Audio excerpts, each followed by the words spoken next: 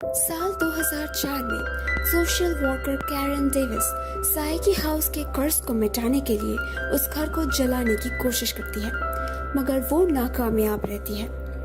इस घटना के बाद वो खुद को हॉस्पिटल में पाती है, जहां उसे कायाको की आत्मा हॉन्ट करती है।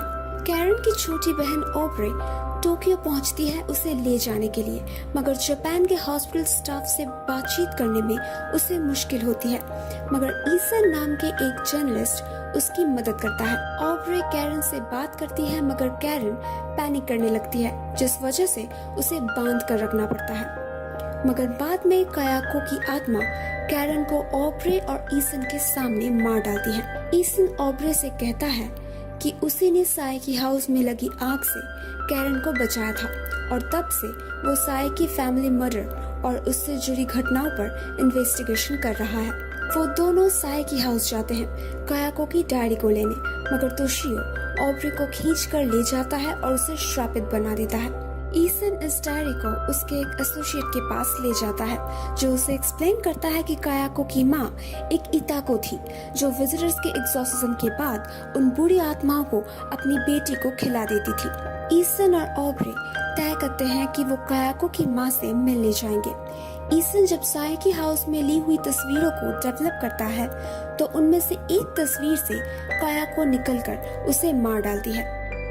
उसकी लाश मिलने के बाद ओब्रे अकेले ही गांव में कायाको की माँ से मिलने जाती है, जहां उसकी माँ ओब्रे को चेतावनी देती है कि इस श्राप को बदला नहीं जा सकता, और इसके बाद कायाको की आत्मा अपनी माँ को मार डालती है।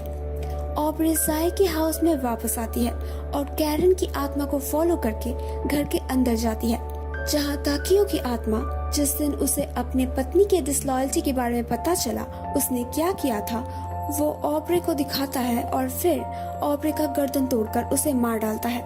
साल 2006 में school girls Allison Fleming, Vanessa Cassidy और मियुकी नाजावा एक डेयर की वजह से उस घर में घुस आते हैं, मगर एलिसन एक क्लोसेट में लॉक हो जाती है, जहां वो कायाको की आत्मा को देखती है, मगर बाद में हम व्यूअर्स को पता चलता है कि वो दरअसल ओब्रे की आत्मा है।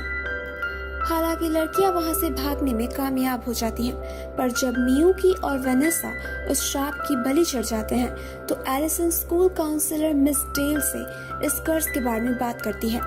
हालांकि मिस डेल इस कर्ज की वजूद को मानने से इनकार कर देती है, और हमें पता चलता है कि डेल उस घर में पहले जा चुकी हैं और वो खुद दरअसल एक आत्मा है। एलिसन को उसके दोस्तों की आत्माएं हॉन्ट करती रहती हैं, जिस वजह से वो शिकागो भाग जाती है और अपने पेरेंट्स के साथ रहने लगती है।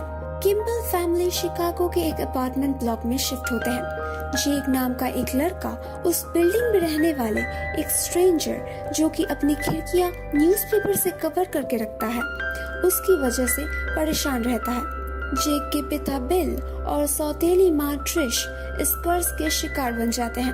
जब बिल ट्रिश को अफेयर करने का आरोप लगाता है, तो ट्रिश उसके सर पर फ्राइंग पैन से मारती है।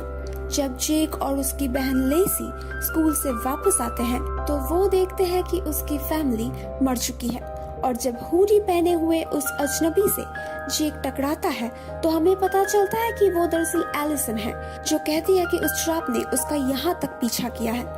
तभी कायाको वहाँ आती है और एलिसन को क्लेम करने के बाद वो जेक पर हमला करती है।